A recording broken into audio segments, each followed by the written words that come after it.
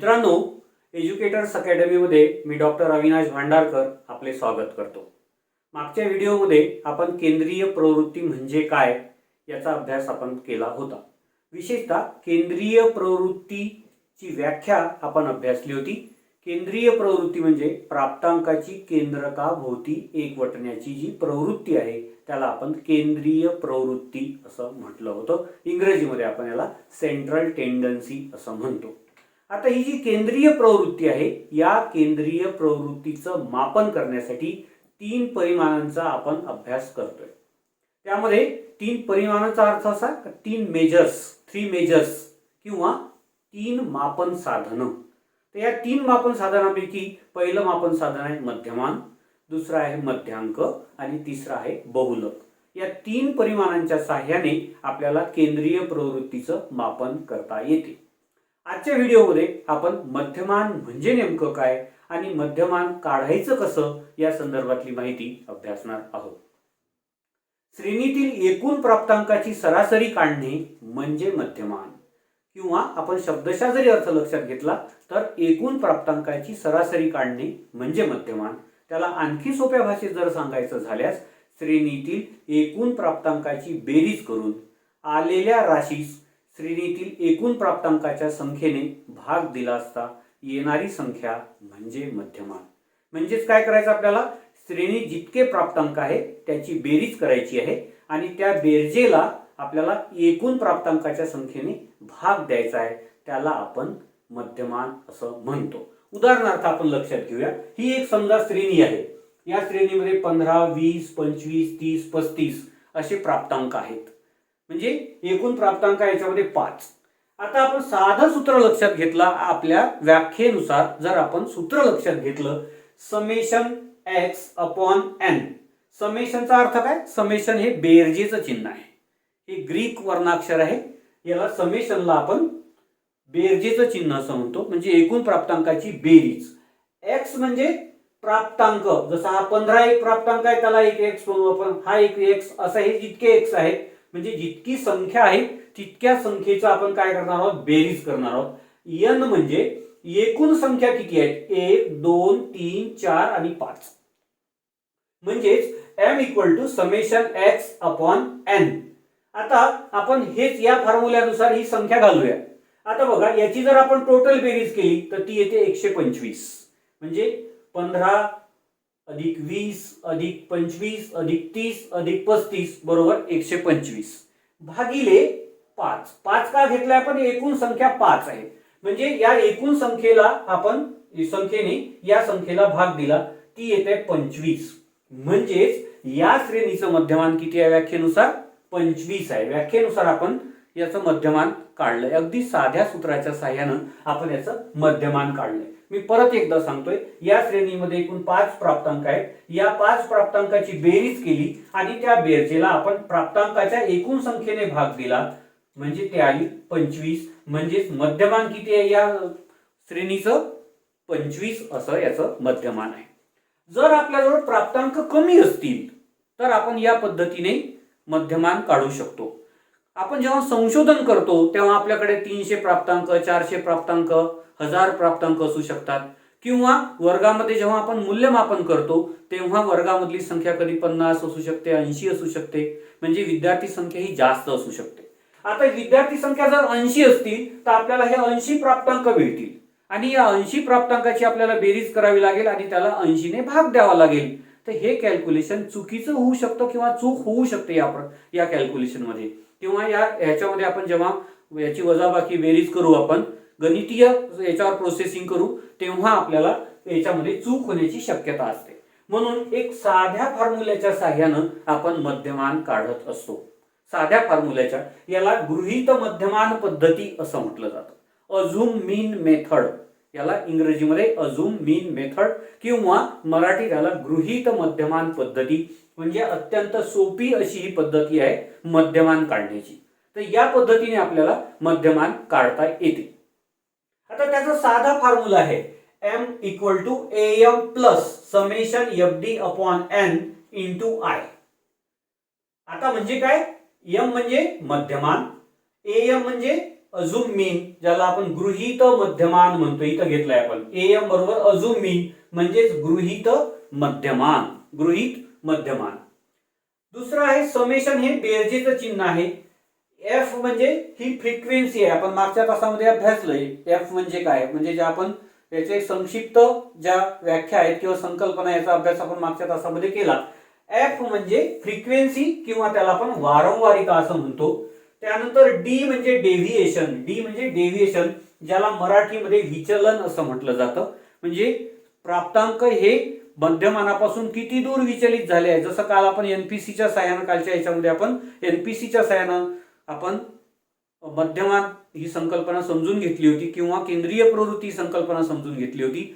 तर प्राप्तांक एकूण दूर कितीपर्यंत आहे केंद्रकापासून, त्याला आपण डेव्हिएशन म्हणतो, विचलन असं म्हणतो. किंवा विचलित होण्याचा शब्दप्रयोग आपण दैनंदिन जीवनामध्ये वापरतो. म्हणजे त्या पर्टिक्युलर एखाद्या गोष्टीपासून तो किती दूर गेलाय त्याला आपण विचलित झाला असं म्हणतो. तसंच केंद्रापासून प्राप्तांक किती दूरपर्यंत विखुरलेले आहेत त्याला विचलन असं म्हटलं जातं. आणि एन म्हणजे एकूण विद्यार्थी संख्या, एन म्हणजे काय, नंबर्स, एकूण विद्यार्थी संख्या किंवा एकूण प्राप्तांक, त्याला आपण म्हणतो एन. आणि आय म्हणजे वर्गांतर लांबी, आय म्हणजे वर्गांतर लांबी. या पद्धतीने आपण हे या सूत्राच्या साहाय्यानं मध्यमान काढू शकतो. परीक्षेमध्ये आपल्याला बऱ्याचदा असं दिलेलं असते, ज्याला आपण क्लास इंटरव्हल्स असं म्हणतो आणि फ्रिक्वेन्सी असं म्हणतो. म्हणजे क्लास इंटरव्हल्स म्हणजे वर्गांतरे आणि एफ म्हणजे वारंवारिता. किंवा आपण संशोधनासाठी जेव्हा डाटा कलेक्ट करतो, त्या संशोधनाचा डाटा कलेक्ट केल्यानंतर एकूण गुण किती, त्यावरून आपल्याला असे गट तयार करतात ज्याला आपण वर्गांतर असं म्हणतो. आणि त्याची फ्रिक्वेन्सी पण काढता येते, का या गटात येणारे एकूण विद्यार्थी किती, 3, जसं या गटात येणारे विद्यार्थी 5, या गटात येणारे विद्यार्थी 7. अशा पद्धतीने आपण क्लास इंटरव्हल्स आणि फ्रिक्वेन्सी करतो. याची माहिती आपण मागच्या व्हिडिओमध्ये अभ्यासलेली आहे. त्यावरून आपल्याला क्लास इंटरव्हल्स कसे काढतो हे आपण मागच्या व्हिडिओमध्ये अभ्यासलं होतं. आपल्याला परीक्षेमध्ये जर विद्यार्थी असतील, आपण बीएडचे विद्यार्थी असाल किंवा डीएडचे विद्यार्थी असाल किंवा एमएडचे विद्यार्थी असाल, तर परीक्षेमध्ये तुम्हाला क्लास इंटरव्हल्स आणि फ्रिक्वेन्सी दिलेली असते. त्यावरून आपल्याला याचं मध्यमान काढायचं असतं. म्हणजे प्रश्न असा असतो का खालील वितरणावरून मध्यमान काढा, असं जेव्हा आपल्याला दिलेलं असते तेव्हा फक्त क्लास इंटरव्हल्स आणि फ्रिक्वेन्सी आपल्याला दिलेली असते आणि त्यावरून आपल्याला मध्यमान काढायचं असतं.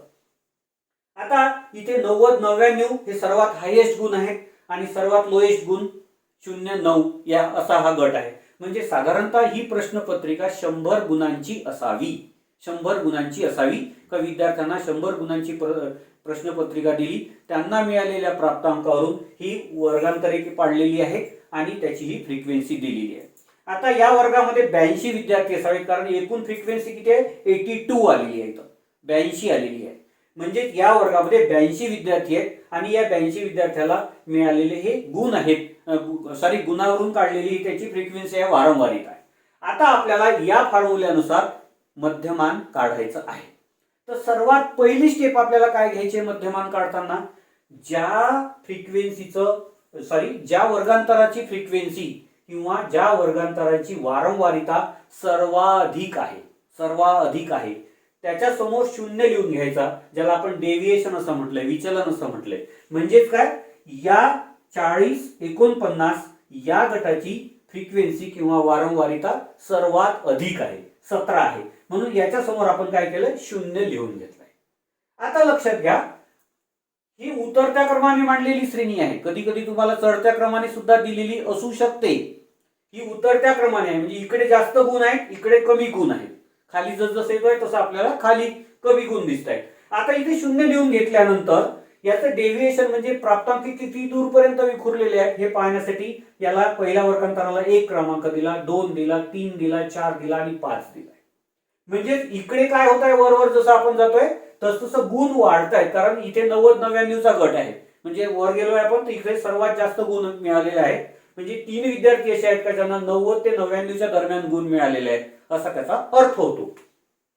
आपण खाली येऊया 0 पासून, तिथे -1, -2, -3, -4 किंवा -1, -2, -3, -4 असं का लिहिलंय आपण, मायनस का लिहिलंय, जसजसं आपण खाली जातोय तसतसं गुण कमी मिळत आहे. मायनस होत आहेत, इकडे प्लस होत आहेत, म्हणून आपण इकडे अधिक लिहिलाय, इकडे वजा लिहिलंय. गणितीय भाषेमध्ये अधिकचं चिन्ह लिहिण्याची गरज नसते, परंतु वजा किंवा मायनसचं चिन्ह लिहिणं अपेक्षित असतं. म्हणून आपण इथे अपेक्षितच आहे का, इथे जर काहीच लिहिलेलं नाही, तिथे हे सगळे अधिक आहेत किंवा प्लस आहेत, आणि इथे जर आपण चिन्ह लिहिलेले आहेत हे मायनस आहेत किंवा वजा आहेत. आता काय करायचं आपल्याला, एफ आणि डी, कारण आपल्या फॉर्म्युल्यामध्ये काय म्हटलंय, समेशन एफ डी, म्हणजे कशाची बेरीज पाहिजे आपल्याला, समेशन एफ डी म्हणजे एफ आणि डी चा गुणाकार करायचा आहे आपल्याला, आणि त्याची आपल्याला बेरीज मिळवायची आहे. मग आपल्याला काय करावं लागेल, F into D equal to F D, F into D करावं लागेल, इक्वल टू काय मिळेल आपल्याला, एफ डी मिळेल. आता एफ डी मिळण्यासाठी आपल्याला याचा गुणाकार करायचा आहे. बघा इथे 3 गुणिले 5 बरोबर 15, 5 गुणिले 4 बरोबर 20, 7 गुणिले 3 बरोबर 21, 8 गुणिले 2 बरोबर 16 आणि 13 गुणिले 1 बरोबर 13.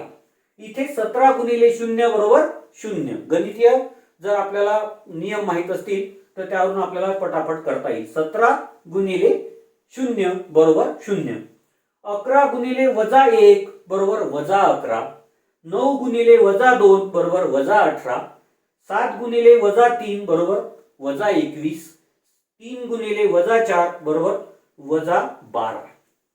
म्हणजे काय, इथे आपण मायनसचं चिन्ह आहे म्हणून याला सगळ्याला मायनसचं चिन्ह प्राप्त झालेलं आहे. आता आपल्याला काय करायचंय, समेशन करायचं आहे, म्हणजे सगळ्याची काय करायची, आपल्याला बेरीज करायची आहे. परंतु काही अंक असे आहेत का त्यांना अधिकचं चिन्ह आहे, ज्याला प्लसचं चिन्ह म्हणतो, आणि काही संख्या अशी आहेत का ज्यांना वजा चिन्ह आहे. मग आपल्याला आपली गणितीय चूक होऊ नये म्हणून आपण आणखी एक साधी पद्धतीचा अवलंब करतोय. ही जी सगळे प्लस आहेत याची आपण बेरीज करून घेतली. 15 अधिक 20 अधिक 21 अधिक 16 अधिक 13 याची बेरीज येते 81, ज्याला आपण 81 असं म्हणू. 81 याची सर्व याची बेरीज येते. आता वजा आहे याची पूर्ण बेरीज करून गेली, वजा वजा अधिक होते किंवा मायनस मायनस प्लस होते. म्हणजे आपण या सगळ्यांची आपण इथं काय केली, बेरीज केली. जसं 11 अधिक 18 अधिक 20 अधिक 12, म्हणजे याची सगळ्याची बेरीज केली, त्याचा आला आपल्याला वजा 62 किंवा मायनस 62. याचं काय किती आली, याचं समेशन किती आलंय, मायनस 62. आता मायनस 81 मायनस 62 असं जर आपण केलंय तर आपल्याला ते मिळते 19. म्हणजे 81 मधून 62 गेले तर आपल्याला मिळतं 19. म्हणून समेशन म्हणजे काय, बेरीज. एफ डी म्हणजे काय, हे एफ डी घेतली आहे आपण, F D summation F D बरोबर 19. आपल्याला काय मिळालंय, या फॉर्म्युल्यात जसं दिलंय समेशन एफ डी बरोबर किती आलंय, 19. आता फॉर्म्युल्यामधली एक किंमत आपल्याला मिळाली, आपल्याला फॉर्म्युल्यामधली एक किंमत मिळाली, समेशन एफ डी ची किंमत आपल्याला मिळाली, ती किती आली आहे, 19. दुसरी महत्वाची गोष्ट एन आपल्याला मिळालेली आहे. एन म्हणजे हे आपण याची बेरीज केली, टोटल फ्रिक्वेन्सी जी आहे त्याची बेरीज केली, ती मिळाली आहे आपल्याला 82. आता या फॉर्म्युला बद्दल आपल्याला एएम काढायचं आहे आणि आय काढायचं आहे. ते कसं काढलं जातं ते आपण बघूया. एएम म्हणजे काय म्हटलंय आपण, अझूम मीन किंवा गृहीत मध्यमान. अझूम मीन किंवा गृहीत मध्यमान ते काढण्याचं एक साधं सूत्र आहे, lower limit plus upper limit divided by 2. म्हणजे उच्चतम मर्यादा अधिक निम्नतम मर्यादा अधिक उच्चतम मर्यादा भागिले 2. हे बघा, आता इथं काय म्हटलंय, लोअर लिमिट म्हणजे निम्नतम मर्यादा. आता याची निम्नतम मर्यादा किती आहे, याची निम्नतम मर्यादा आहे 39.5. आपण मागच्या तासामध्ये शिकलो, हे मागच्या व्हिडिओमध्ये आपण याचा अभ्यास केला. 39.5 ही काय आहे, त्याची निम्नतम मर्यादा आहे या वर्गांतराची, ज्या वर्गात आपण अझूम केलेला आहे की इथे आपलं मध्यमान असण्याची शक्यता आहे. अझूम केलं म्हणजे गृहीत धरलाय की या वर्गांतरामध्ये मध्यमान मिळण्याची आपल्याला शक्यता आहे. याची निम्नतम मर्यादा आहे 39.5 आणि उच्चतम मर्यादा आहे 49.5. मग आता इथे काय करायचं आपल्याला, या सूत्रानुसार lower limit plus upper limit. Lower limit आहे 39.5 प्लस अप्पर लिमिट आहे 49.5 डिवायडेड बाय 2. याची जर बेरीज केली आपल्याला ती येते 89 डिवायडेड बाय 2 इक्वल टू येतात ते 44.5. म्हणजे 89 भागिले 2 बरोबर 44.5. हे काय मिळालं आपल्याला, अझूम मीन. हे आपल्या फॉर्म्युल्यामध्ये दिलेलं आहे, एएम अझूम मीन. परत एकदा सांगतोय, lower limit plus upper limit divided by 2. Lower limit आहे 39.5 प्लस अप्पर लिमिट आहे 49.5, याला निम्नतम मर्यादा म्हणतो, याला आपण उच्चतम मर्यादा म्हणतो, भागिले 2. याचं जर आपण किंमत टाकल्यानंतर त्याची बेरीज जर आपण केली तर येते 89 भागिले 2 बरोबर हे 44.5. अशा पद्धतीने आपण अझूम मीनची किंमत काढली. आता आपल्याला काढायची आहे आय ची किंमत. आय म्हणजे वर्गांतर लांबी, म्हणजे या 2 मध्ये किती लांबी आहे, या 2 अंकामध्ये किती लांबी आहे वर्गांतरामध्ये, ते आपल्याला काढायचे.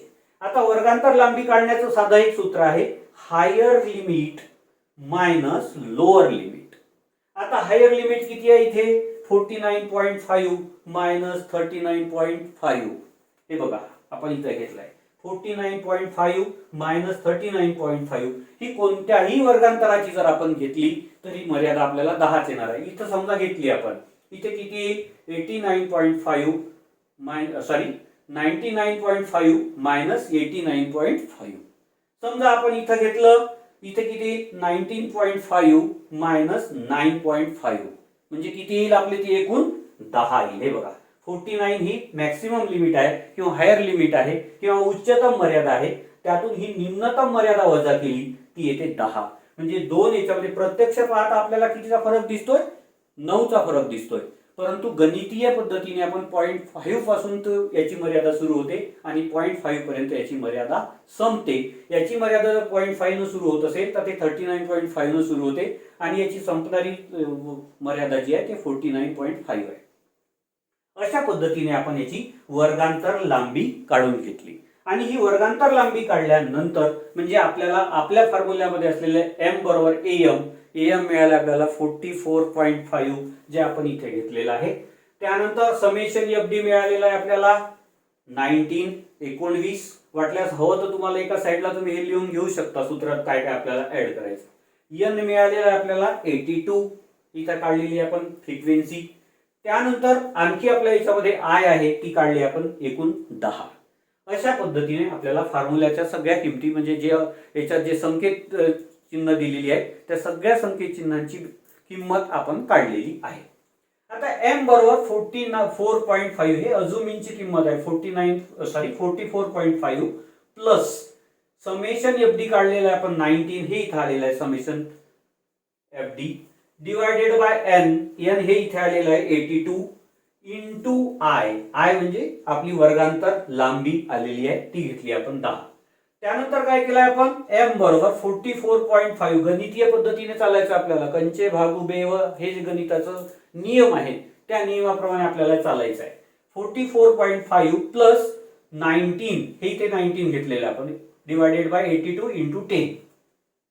पुढच्या स्टेप मध्ये 44.5 असेच्या असे आपण घेतले प्लस आता याचा गुणाकार केलाय आपण पहिल्यांदा 10 गुणिले 19 बरोबर आले 190. याचा गुणाकार करून घेतलाय आपण 10 गुणिले 19 आणि खाली 82 आहेतच, याचा गुणाकार केलाय ते आले 190 म्हणजे 190 डिवायडेड बाय भागिले 82 म्हणजे आपण हा जो n घेतलाय तसाच्या तसा इथे घेतला.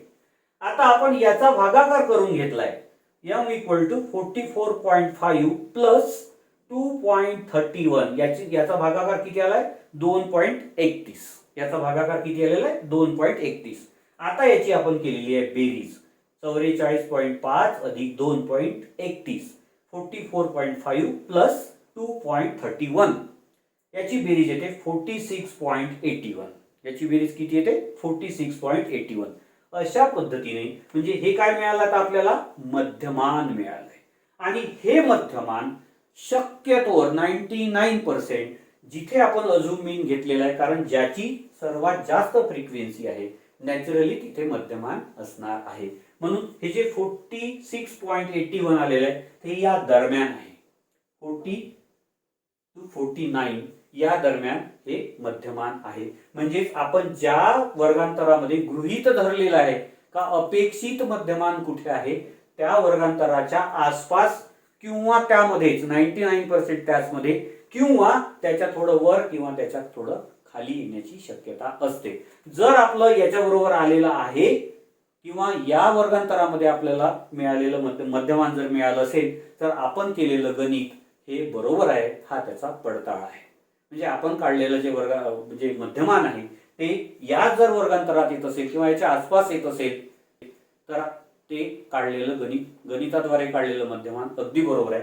ते जर समजा 84.13 असं आलं असतं तर आपलं काहीतरी चुकलं आहे हे आपण लक्षात घेतलं पाहिजे. किंवा ते समजा आलं असतं 23.10 असं काहीतरी आलं असतं, या वर्गांतरात आलं असतं, तर आपलं गणित कुठेतरी चुकलेलं आहे. म्हणजेच आपल्याला परत एकदा आपण केलेल्या स्टेप्स पडताळून पाहणं अत्यंत गरजेचं आहे. संख्याशास्त्रामध्ये गणितीय वजाबाकी, बेरीज, गुणाकार, भागाकार करावा लागतो. यामध्ये एक जरी स्टेप आपली चुकली तरी आपलं सर्व गणित चुकण्याची शक्यता अधिक असते. म्हणून संशोधनामध्ये आणि मूल्यमापनामध्ये दोन्ही वेळेस आपल्याला अत्यंत काळजीपूर्वक डोकं शांत ठेवून गणित सोडवणं गरजेचं असतं. आपण जर घाईघाईने सोडवण्याचा प्रयत्न केला तर कुठेतरी छोटीशी चूक होण्याची शक्यता असते आणि ती चूक झाली तर आपल्याला सगळं गणित चुकते. मी परत एकदा सगळा फलक तुमच्या समोर परत एकदा रिपीट करतो. आपल्याला वर्गांतरे दिलेली असतात, त्याबरोबर फ्रिक्वेन्सी दिलेली असते. सर्वात पहिल्यांदा आपल्याला डेव्हिएशन काढायचं असतं. जिथं आपल्याला सर्वात जास्त फ्रिक्वेन्सी असते तिथं 0 लिहून घ्यायचं आणि त्यानुसार गुण जिकडे वाढतात तिकडे अधिक, गुण जिकडे कमी होतात तिकडे वजा. जर ही समजा उतरत्या क्रमाने नसती लावली, श्रेणी जर चढत्या क्रमाने लावली असती तर अधिक खाली आलं असतं आणि वजा वर गेलं असतं. त्यानुसार आपल्याला एफडी काढून घ्यायचा आहे. आपण एफडी काढून घेतलाय, तो येतो 19 आणि या प्रत्येकाची आपल्याला किंमत काढायची. अझूम मीन आपल्याला काढायचा आहे. त्याच्यासाठी lower limit plus upper limit divided by 2 असं करून ते लोअर लिमिट आपल्याला अझूम मीन आलेलं आहे 44.5. याला एफ ला आपण फ्रिक्वेन्सी असं म्हणतो, मराठीमध्ये त्याला वारंवारिता म्हटलं जातं. डी म्हणजे डेव्हिएशन, ज्याला विचलन म्हटलं जातं. एन म्हणजे एकूण विद्यार्थी संख्या जी आपण इथे घेतलेली आहे. आपल्या फ्रिक्वेन्सीची बेरीज केलेली आहे ती आली आहे 82 आणि वर्गांतर लांबी आहे ही 10 आलेली आहे. याच्यामध्ये आपण higher limit minus lower limit, उच्चतम मर्यादा वजा निम्नतम मर्यादा ती काढलेली आहे आपण 10 आणि ह्या सगळ्या किमती या फॉर्म्युल्यात टाकलेल्या. फॉर्म्युला आपल्याला सगळ्यांना पाठ असणं अपेक्षित आहे. परीक्षेमध्ये आपल्याला फॉर्म्युला दिलेला नसतो, आपल्याला फॉर्म्युला शोधायचा असतो. ते डीएड असो, बीएड असो, वायएमएड असो किंवा संशोधनासाठी असो, आपल्याला फॉर्म्युला माहीत असणं अत्यंत गरजेचं असतं. आणि या फॉर्म्युल्यामध्ये जे काही संकेत चिन्ह दिलेली आहेत याची किंमत काय आहे ते आपल्याला काढायची असते. नंतर मग तो फॉर्म्युल्यानुसार आपल्याला किमती त्या फॉर्म्युल्यात टाकायच्या असतात. त्यानुसार आपल्याला हे आपण फॉर्म्युल्यात टाकलंय आणि त्यानुसार आपल्याला मध्यमान प्राप्त झालंय ते 46.81. अशा पद्धतीने आपण अगदी सोप्या साध्या पद्धतीने मध्यमान काढू शकतो. आणि हे गणितीय भाषा जी आहे ही 8व्या-9व्या वर्गाची भाषा असल्यामुळं आपण सगळे लोक या पद्धतीने मध्यमान व्यवस्थित काढू शकता. कंचे भागुबे जर आपण लक्षात ठेवलं तर आपली इथं कोणत्याच प्रकारची चूक होणार नाही. मला असं वाटतं आपल्याला सगळ्यांना मध्यमान कसं काढावं हे कळलं असेल. आपण हा व्हिडिओ शेवटपर्यंत पाहिला त्याबद्दल आपले धन्यवाद.